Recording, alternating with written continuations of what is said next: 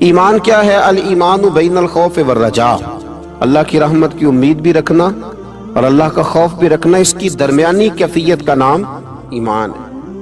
اللہ سے ڈرتا بھی رہے، احساس بھی پیدا کرے کہ کہیں میرا مالک ناراض نہ ہو جائے، لیکن نا امید نہ ہو۔ بہت بڑا گناہگار بھی نا امید نہ ہو، یہ سمجھ لے کہ اللہ معاف کرنے والا ہے۔ اللہ کی رحمت کی امید بھی رکھنی ہے، وہ رحیم و کریم بھی ہے اور وہ جبار اور قہار بھی ہے۔ لیکن اب یہاں رحمت کی بات بھی کر دی، یہاں عذاب کی بات بھی کر دی، یہ بھی ہمیں سمجھ آ گئی کہ خوف اور امید کی درمیانی کیفیت کا نام ایمان ہے۔ تو پھر ان دونوں میں سے بڑی چیز کون سی ہے؟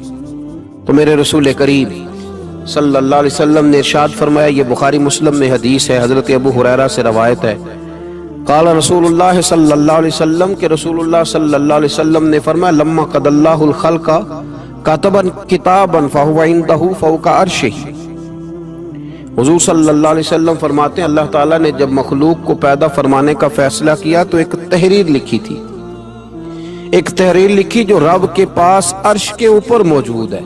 جب مخلوق کو پیدا کرنے کا بھی ارادہ کیا تو ایک تحریر لکھی جو رب کے پاس محفوظ ہے اللہ کے عرش پر۔ وہ تحریر کیا تھی؟ ان رحمتی سبقت علی غضبی، کہ بے شک میرا غضب زیادہ نہیں ہے، میری رحمت ہی زیادہ ہے، اور میری رحمت میرے غضب پر فوقیت رکھتی ہے، وہ بڑی ہے۔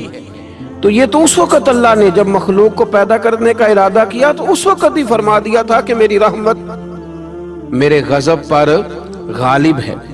تو اللہ سے ڈرنا بھی ہے، اللہ کی رحمت کی امید بھی رکھنی ہے، لیکن ذہن کے اندر یہ بات ڈال لیں کہ اللہ کا غضب زیادہ نہیں، اللہ کی رحمت ہی زیادہ ہے، وہ فضل ہی زیادہ فرماتا ہے، فضل کرنے کو پسند کرتا ہے۔ حضرت شیخ الحدیث مولانا مراج الاسلام صاحب نے ایک جگہ لکھا ہے کہ کسی نے مجھ سے پوچھا ہے کہ قبر میں صرف یہ پوچھا جائے گا من ربو کا ما دینو کا، یہ پوچھا جائے گا تیرا رب کون ہے، تیرا دین کیا ہے، تو نبی پاک علیہ السلام کے بارے میں دنیا میں کیا کہا کرتا تھا؟ اعمال کا حساب نہیں ہوگا، فرشتے پوچھیں گے تو اتنا پوچھیں گے اور پھر اس کے لیے جنت کی کھڑکی یا دوزخ کا دروازہ معاذ اللہ کھلنے کا فیصلہ ہو جائے گا۔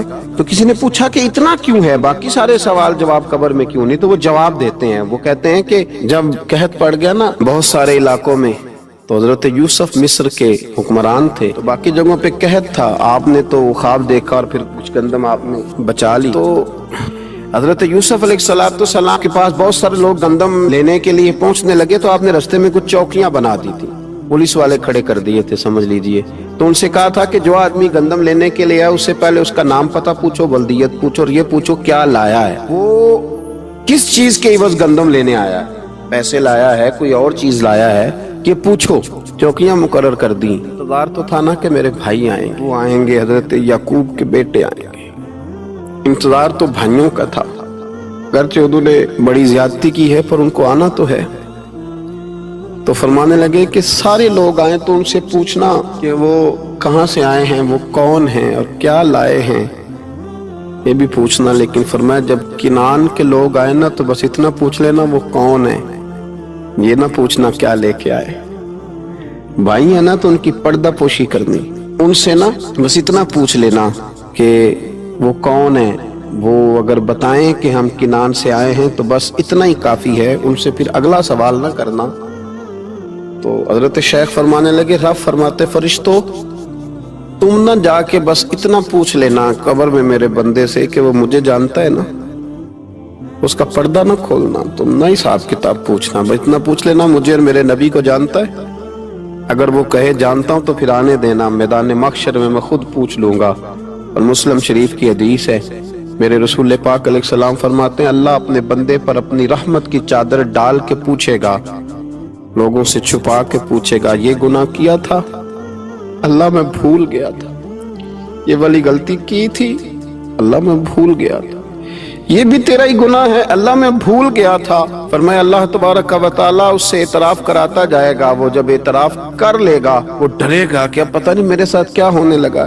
تو حضور فرماتے ہیں رب فرمائے گا دنیا میں نے تیری پردہ پوشی کی تھی، جا آج میں نے تیرے گناہوں کو معاف کر دیا۔ تو یاد رکھیں کہ صبح قیامت بھی اللہ تبارک و تعالیٰ کی بارگاہ اپنے بندوں پر فضل فرمائے گی، رحمت فرمائے گی، تو یہاں بھی اس کے کرم کی امید رکھیں، وہاں بھی اس کے فضل کی امید رکھیں۔ نبی پاک صلی اللہ تعالی علیہ وآلہ وسلم نے ارشاد فرمایا کہ بہت سارے ایسے لوگ تھے جو جنتر منتر نہیں کراتے، جو کسی طرف توجہ نہیں کرتے، سیاستہ میں حدیث ہے۔ فرمایا قیامت کے دن اللہ تبارک و تعالی حکم فرمائے گا کہ وہ کہاں ہیں جنہوں نے صرف میری ہی ذات پر بھروسہ کیا، تو وہ لوگ کھڑے کیے جائیں گے، اللہ تبارک و تعالی ان سے حساب نہیں لے گا، انہیں بغیر حساب کتاب جنت عطا کر دے گا۔ حضرت عکاشہ بن محسن رضی اللہ تعالی عنہ عرض کرنے لگے، یا رسول اللہ صلی اللہ علیہ وسلم میرے لیے بھی دعا کریں، اللہ مجھے بھی ان لوگوں میں شامل کر دے۔ تو حضور نے فرمایا اللہ میرے عکاشہ کو بھی ان میں شامل فرما۔ پھر ایک اور صحابی کھڑے ہوئے، عرض کی یا رسول اللہ میرے لیے بھی دعا کریں کہ اللہ مجھے بھی ان لوگوں میں شامل کر لے جن کا بھروسہ، جن کی امیدیں صرف اپنے رب کے ساتھ، صرف اپنے اللہ کے ساتھ۔ تو نبی پاک صلی اللہ علیہ وسلم نے فرمایا میں تمہارے لیے دعا کر دیتا ہوں، پر عکاشہ تم پر سبقت لے گیا ہے، عکاشہ آگے نکل گیا۔ تو قرآن مجید فرقان حمید کے اندر اللہ تبارک و تعالی نے ارشاد فرمایا، سورۃ الحجر کی آیت نمبر 49 اور 50، کیا خوبصورت انداز ہے قرآن پاک کا۔ اور کچھ آیات اور کچھ حدیث ایسی ہیں تو انسان پر وجد طاری کر دیتی ہیں، جو اسے جھومنے پر مجبور کر دیتی ہیں، جو یوں محسوس ہوتا ہے کہ جیسے ایک ایسی قوت پیدا کر دیتی ہیں انسان کے وجود کے اندر کہ وہ محسوس کرتا ہے کہ آج ہی تازہ ہو گیا ہوں، آج کھل گیا ہوں۔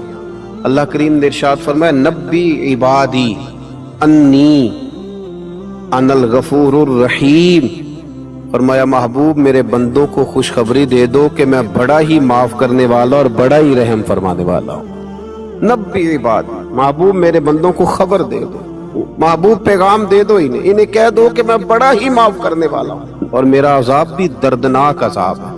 پہلے ذکر کیا رحمت کا، پہلے بات کی رحمت کی، پھر فرمایا کہ میرا عذاب بھی دردناک۔